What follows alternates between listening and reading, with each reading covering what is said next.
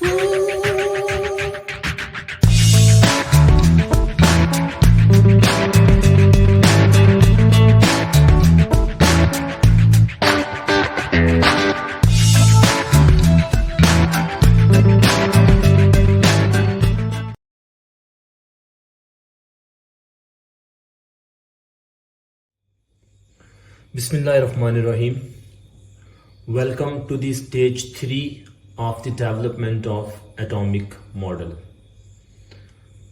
जो third stage है एक एटम के मॉडल की डेवलपमेंट में, इस मॉडल का नाम है nuclear model and this model was proposed by Ernest Rutherford in 1911 after his discovery of nucleus. 1911 में जब रदरफोर्ड ने न्यूक्लियस को डिस्कवर किया तो न्यूक्लियस की डिस्कवरी के बाद रदरफोर्ड ने एक एटम का मॉडल प्रपोज किया गया, क्योंकि इसमें फर्स्ट टाइम न्यूक्लियस जो है वो उसको भी इनकॉर्पोरेट किया गया एटम के अंदर। तो इस बेस पे इस मॉडल को nuclear model of an atom का नाम भी दिया जाता है। तो अगर हम इस रदरफोर्ड के मॉडल को जो है वो डिफरेंट पार्ट्स में डिवाइड करें तो सबसे पहला पार्ट अगर हम बनाएं तो that is discovery of nucleus. Nucleus जो है वो किस तरह से डिस्कवर हुआ, तो इसका जो एक्सपेरिमेंटल सेट है वो कुछ यूं है।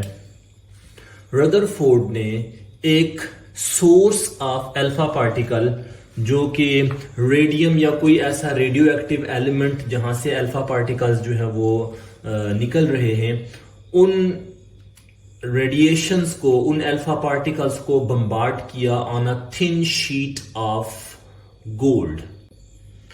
तो इन अल्फा पार्टिकल्स की जब बम्बार्डमेंट की गई थिन गोल्ड शीट के ऊपर, तो उसके बाद इसके सामने एक फाइन स्क्रीन लगाई गई that is made up of zinc sulphide, ताकि जो रेडिएशंस बम्बार्ड की गई हैं गोल्ड फॉयल के ऊपर उनको ऑब्जर्व किया जा सके कि उनका बिहेवियर कैसा रहा after the bombardment on the thin foil.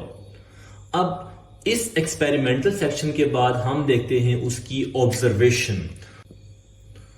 तो इस एक्सपेरिमेंट की ऑब्जर्वेशन में रदरफोर्ड ने यह चीज ऑब्जर्व की कि that most of the alpha particles they went through the gold foil.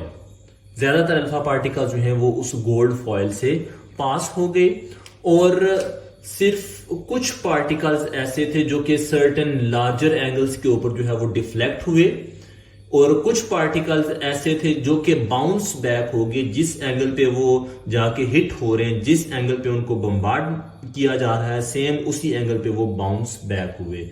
तो ये उसकी ऑब्जर्वेशन थी। अब experimental section, then observation. Observation के बाद जो उसका थर्ड हम फ्रेगमेंट बना सकते हैं दैट इज कंक्लूजन। तो जो एक्सपेरिमेंट ऑब्जर्वेशन से रदरफोर्ड ने जो चीज कंक्लूड की वो ये थी कि एक एटम का जो मोस्ट ऑफ द पार्ट है दैट इज एम्प्टी। एटम का ज्यादातर हिस्सा खाली है, क्योंकि जो अल्फा पार्टिकल्स का जो उसमें से पास थ्रू हो जाना, गुजर जाना, ये इंडिकेट कर रहा था कि वो किसी ऐसे मटेरियल के साथ, किसी ऐसी चीज के साथ वो हिट नहीं हुए कि जो उनको डेविएट कर सके। तो मैक्सिमम पार्टिकल्स का पास होना ये इंडिकेट कर रहा था कि that maximum part of the atom is empty. फिर कुछ जो अल्फा पार्टिकल्स थे उनका एक सर्टेन एंगल के ऊपर डिफ्लेक्ट होना या बाउंस बैक हो जाना ये इंडिकेट कर रहा था, क्योंकि अल्फा पार्टिकल्स के ऊपर चार्ज है पॉजिटिव और वो जिस पार्ट के साथ जाके हिट हो रहे हैं उसके ऊपर भी चार्ज पॉजिटिव है। इस वजह से अल्फा पार्टिकल्स हमारे क्या हो गए, दे गॉट बाउंस्ड बैक, वो वापस बाउंस बैक हो गए।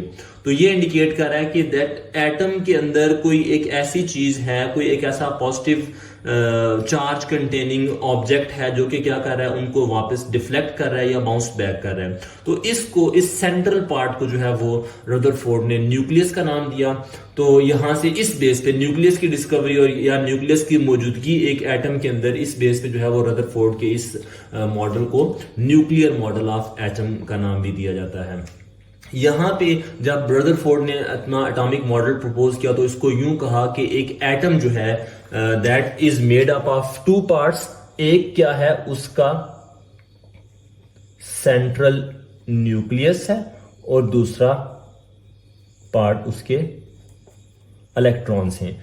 इन इलेक्ट्रॉन्स के बारे में कहा गया कि these electrons they orbit around the nucleus.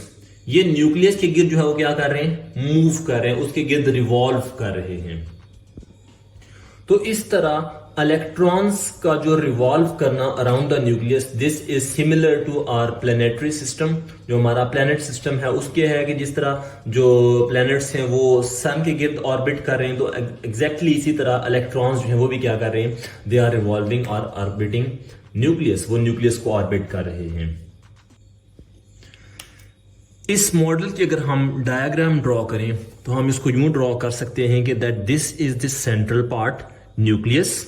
ये एक एटम का न्यूक्लियस है जिसके ऊपर चार्ज पॉजिटिव है, और ये जो इलेक्ट्रॉन्स हैं they are revolving around the nucleus. वो इस तरह एक सर्कुलर पाथ में न्यूक्लियस के गिर्द क्या कर रहे हैं, रिवॉल्व कर रहे हैं।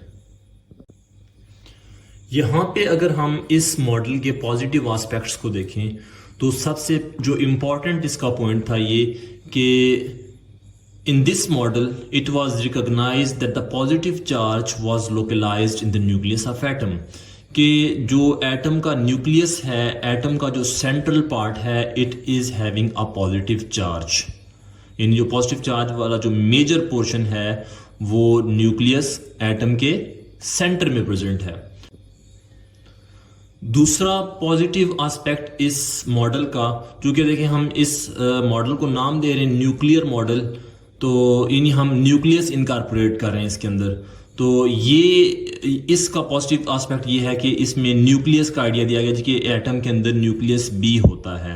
और ये जो थर्ड एक इंपॉर्टेंट इसका एस्पेक्ट था कि इस मॉडल ने फर्स्ट एक क्लियर पिक्चर दी एटम की या एटम के स्ट्रक्चर की, कि एटम इस तरह का या ये उसकी पॉसिबल स्ट्रक्चर होती है कि जिसमें सेंट्रल पार्ट न्यूक्लियस है और इलेक्ट्रॉन्स उसके अराउंड ऑर्बिट करते हैं लाइक आवर प्लैनेटरी सिस्टम।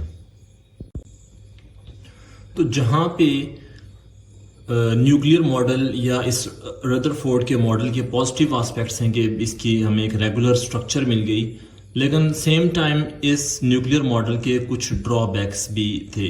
और इसका जो सबसे एक इम्पॉर्टेंट ड्रॉबैक था वो ये है कि ये जो मॉडल है ये बेस कर रहा है laws of motion and gravitation. और ये जो ग्रेविटेशन एंड मोशन के लॉज हैं ये इजीली एप्लीकेबल हैं न्यूट्रल ऑब्जेक्ट्स के ऊपर हैविंग नो चार्ज। लेकिन चूंकि इलेक्ट्रॉन के ऊपर चार्ज है, न्यूक्लियस के ऊपर चार्ज है, तो इन चार्ज कंटेनिंग या चार्ज कैरिंग स्पीशीज के ऊपर इन लॉज को जो है वो आप अप्लाई नहीं कर सकते। लिहाजा ये एक उसका ड्रॉबैक था कि आप इसको चार्ज स्पीशी के लिए जो है ये एक्सप्लेनेशन जो है वो प्रोवाइड नहीं कर रहा था। दूसरी ये चीज कि it failed to explain why electrons remain in the orbit around the nucleus. कि जब इलेक्ट्रॉन्स न्यूक्लियस के अराउंड ऑर्बिट कर रहे हैं, न्यूक्लियस के अराउंड रिवॉल्व कर रहे हैं, तो वो फिक्स क्यों रहते हैं, वो उसी ऑर्बिट के अंदर क्यों रहते हैं। क्योंकि इस मॉडल के अकॉर्डिंग जब एक charge species electron negative charge वाले जब वो क्या करें, न्यूक्लियस के गिर्द रिवॉल्व करें, तो जब आप इस वीडियो में देख सकते हैं कि इलेक्ट्रॉन्स रिवॉल्व करते हुए कंटिन्यूसली अपनी एनर्जी जो है वो क्या कर रहे हैं, अमिट कर रहे हैं, and they are getting closer to the nucleus. वो एक स्पाइरल फॉर्म में न्यूक्लियस के पास आते जा रहे हैं, और finally the electron it should jump into the nucleus, उसको न्यूक्लियस में जंप करना चाहिए, and the structure of matter should collapse. लेकिन प्रैक्टिकली ऐसा नहीं होता। तो ये मॉडल यूं भी फेल हो गया कि ये नहीं एक्सप्लेन कर रहा था कि इलेक्ट्रॉन्स ऑर्बिट में फिक्स क्यों रहते हैं। हालांकि जो ये मॉडल है उसके अकॉर्डिंग होना यूं चाहिए कि इलेक्ट्रॉन्स एनर्जी रिलीज करते करते न्यूक्लियस के अंदर फॉल हो जाने चाहिए।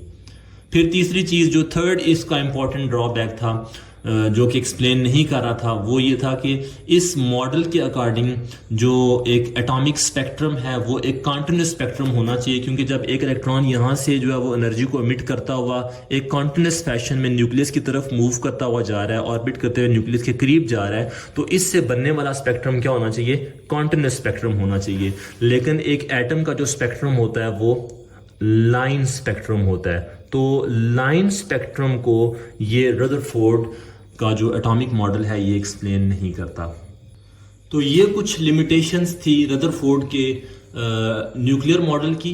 और इन लिमिटेशंस को बाद में एड्रेस किया नील बोहर ने, और वहाँ पे उसने अपना मॉडल जो है वो बोहर एटॉमिक मॉडल प्रपोज किया, और उसका जो मॉडल है वो हम अपनी नेक्स्ट वीडियो में जो है वो उसको डिस्कस करेंगे।